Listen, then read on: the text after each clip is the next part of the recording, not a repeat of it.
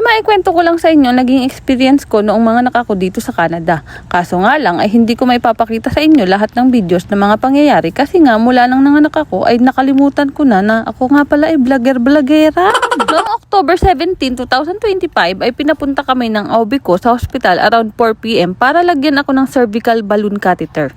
Ginagamit ito para makatulong na bumuka o mag-dilate ang cervix at maihanda ang katawan para sa panganganak. Noong mga panahong iyon, wala pa talaga akong dilation at hindi pa rin sumasakit ang tiyan ko. Ang due date ko sana ay November 6 pa, kaya hindi ko talaga inaasahan na kailangan ko ng manganak ng mas maaga. Pero kasi noong nagpa-check up ako, biglang tumaas ang blood pressure ko na hindi naman talaga nangyayari sa akin. Kasabay nito, naging concern din ng OB ko ay ang urinary tract infection ko. Kaya napagdesisyonan nilang mas safe na i-induce na ang labor ko at wag nang hintayin ang original na due date ko. At least 38 weeks na rin si baby noon, kaya kahit mas maaga siya kaysa sa due date ko, okay na rin ang gestational age niya. Noong October 17, 2025, pagkatapos akong lagyan ng catheter, pinauwi muna kami. Sabi ng OB ko, bumalik daw ako sa hospital kapag kusa nang lumaglag ang catheter o kung may lumabas na tubig o dugo. Pero kung hindi ito kusang malaglag, kailangan kong bumalik kinabukasan ng 8 AM. Mga 30 minutes pagkatapos mailagay ang catheter, nakaramdam na ako ng pananakit ng tiyan na para bang menstrual cramps. Pero alam nyo ba, nagawa ko pa rin magpabili sa asawa ko sa 7-Eleven bago kami umuwi. Nag-crave kasi ako ng chocolate at sobrang lamig na orange juice. Pagdating namin sa bahay, ganoon pa rin ang nararamdaman ko. Kaya sabi ko sa asawa ko, sa sala na lang muna kami matulog dahil baka mahirapan akong humiga sa kama namin na medyo mataas.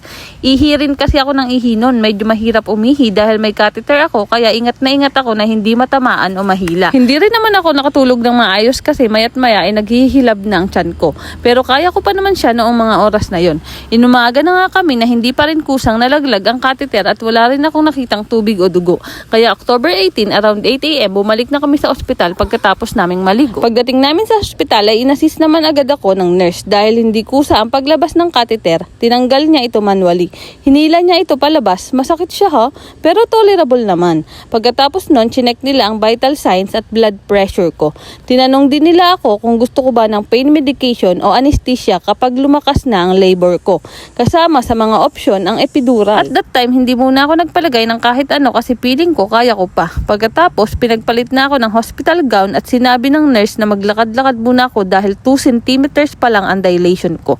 Pinag-exercise din muna nila ako. Ang maganda dito sa Canada, meron silang private room na kumpleto na rin ang mga gamit na pwedeng makatulong sa pagle-labor. May birthing ball na pwedeng gamitin pang exercise kaya ginawa ko rin.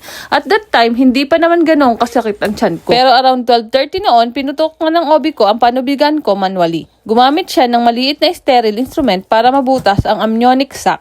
Hindi naman siya masakit, pero pagkatapos nun, doon na talaga nagsimula ang mas matitinding contractions. Pinaglakad-lakad pa rin ako noon, pero nilagyan na rin ako ng maternity pad dahil tuloy-tuloy na ang paglabas ng tubig.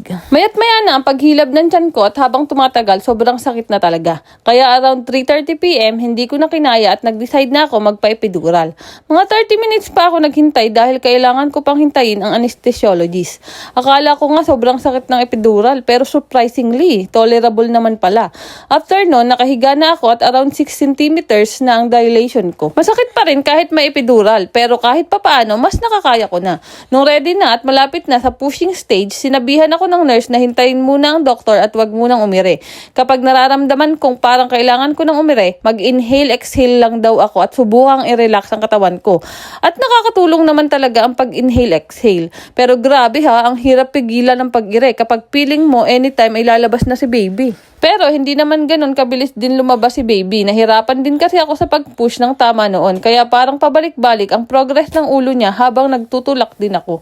Sa sobrang pag-iri ko, namumula na rin nga ang mukha ko. Buti na nga lang at dito sa Canada ay pinapayagan ng asawa na kasama sa delivery room. Kandabulong na nga ang asawa ko sa akin na kaya mo yan, konti na lang, lalabas na si baby. Pati nga siya parang umiiri na rin sa tabi ko kaya nabiro patuloy ng doktor.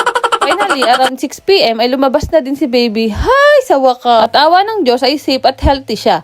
Medyo napansin lang namin na parang nahaba ang shape ng ulo niya noong bagong labas siya. Kaya nagpanik ng kaunti ang asawa ko at nagtanong sa nurse kung okay lang ba iyon. Sabi naman ng nurse ay normal lang iyon at babalik din sa normal ang shape ng ulo niya.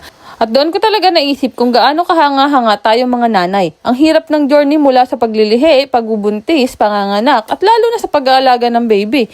Hindi rin naging madali ang journey namin ng asawa ko pagkatapos kong manganak ha, dahil kami lang talaga ang magkatuwang sa pag-aalaga kay baby.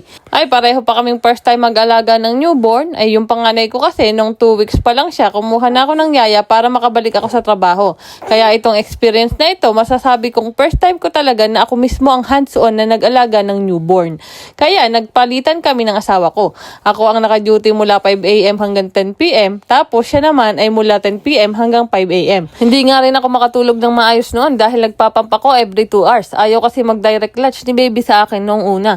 For 3 months nga ay nagpump talaga ako hanggang sa awa ng Diyos ay noong 3 months na si baby ay natuto na rin siyang mag-direct latch sa akin. At around that time, bumalik na rin sa work ang asawa ko. Kaya ako na lang talaga ang halos mag-isa na nag-aalaga kay baby. Hindi madali ang lahat ha, pero kinaya ko. Lalo na sa tulong ng maalaga at mapagmahal at responsable kong asawa. At ngayon nga ay 9 months na ang baby namin. Very healthy at very active. Ay napabinyagan na nga din namin siya, awa ng Diyos. Kapag iniisip ko lahat ng pinagdaanan namin mula nung nabuntis ako at hanggang ngayon, masasabi ko talagang hindi madali ang pagiging magulang. Pero lahat ng pagod, puyat, sakit at hirap, kakayanin natin basta para sa ating mga anak. Dahil kapag anak ang pinag-usapan, ay gagawin talaga natin ang lahat para sa kanila.